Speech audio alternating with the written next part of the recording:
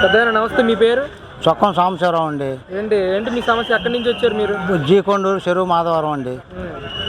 5 అన్నదమ్ములు ఉండే, అందరూ తలా 2 ఎకరాలు వచ్చింది. మా తమ్ముడు చిన్న తమ్ముడు నాకు ఒకసారి వచ్చింది, చెరువు 80 సెంటు వచ్చింది. 30 సంవత్సరాల మంది నా సాగులోనే ఉంది. దానికి ఈ 2007లో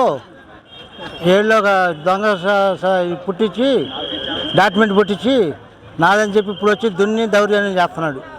ఎవరో మీ సొంత తమ్ముడు కూతురు పేరు రిజిస్ట్రేషన్ చేసేసాడు. అది మా అమ్మాయి పెట్టుకున్నా కట్నం కింద. ఇలా ఏది ఎత్తున్నాడు, కోర్టుల చుట్టూ తిప్పి అమ్మారో వాళ్ళం పని చేయట్లేదు. అసలు స్టేషన్ పోతే మన పైరేసి దున్ని కొట్టారు. పుటోలు కూడా ఉండేయండి, వాళ్ళు కొట్టిన పుటోలు ఉండే దీంట్లో సంచులు. ఎవరో పట్టించుకోవట్లేదు స్టేషన్ అనేది. ఎంఆర్ఓ గారు అనౌన్స్మెంట్ ఇస్తున్నారు నా సాగులో ఉందని.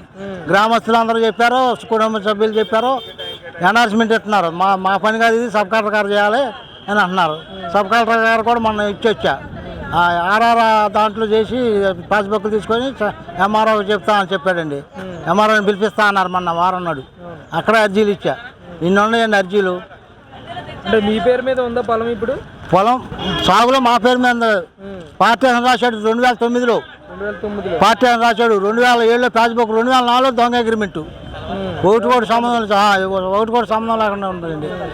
నేను పార్టీ చేసుకోవచ్చు కానీ అగ్రిమెంట్ అనేది దొంగ అగ్రిమెంట్ చూపించాడు. ప్రజా దర్బార్కి వచ్చారు కదా, సమస్య న్యాయం జరుగుతుంది అనుకుంటున్నారు? న్యాయం జరుగుతుందని వచ్చాను సార్. అక్కడ తిరిగి సార్ కలుద్దాం అయితే అర్జీలు తీసుకుంటున్నారు సార్. అర్జీలు తీసుకుని ఏదైనా ఒకటి అని చెప్తే ఇచ్చేస్తున్నాం సార్. అది ఒక ఎంఆర్ఓ అండి. దీనికి ఎంఆర్ఓ గారు ఫోన్ చేస్తే చాలు, ఎందుకు చేయట్లేదు ఇదని పట్టించుకోవట్లేదు సార్. ఎంఆర్ఓ గారు ఆ డబ్బు మీద మెయింటైన్ చేస్తున్నాడు స్టేషన్ ఎంఆర్ఓ ఆఫీస్ని. నమస్తే అన్న, మీ పేరు? పద్దూరు వెంకటేశ్వరరావు అండి. ఎక్కడి నుంచి వచ్చారు మీరు? జీకొండూరు అండి. ఏంటన్న మీ సమస్య? అండి పొలం అంటే సమస్యలు ఉంటే నాకు ఇబ్బందులు ఉండి పొలాన్ని అమ్ముకున్నాను.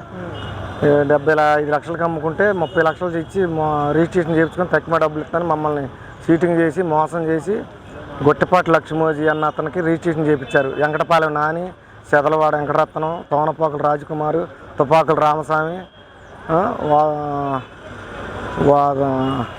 నా మోనోజు వీళ్ళంతా కలిసి మోసం చేశారని నాకు డబ్బులు కట్టలేదు. నాకు కరోనా వచ్చి మనోవేదన ఉన్నాను.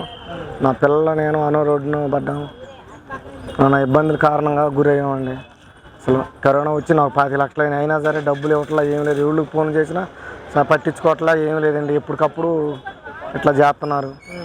అది ఎంఆర్ఓ ఆఫీస్ పట్టించుకోవాలి, సచివాలయం పట్టించుకోవట్లా, పంచాయతీ పట్టించుకోవట్లా, పెద్ద అధికారులు పట్టించుకోవట్లేదు, ఎవరు పట్టించుకోవట్లేదు. లోకేష్ గారి దగ్గర వస్తే నాకు న్యాయం జరిగిద్దని నేను వచ్చానండి. అది అండి. నమ్మకం ఉందా మీకు? నమ్మకం ఉందండి.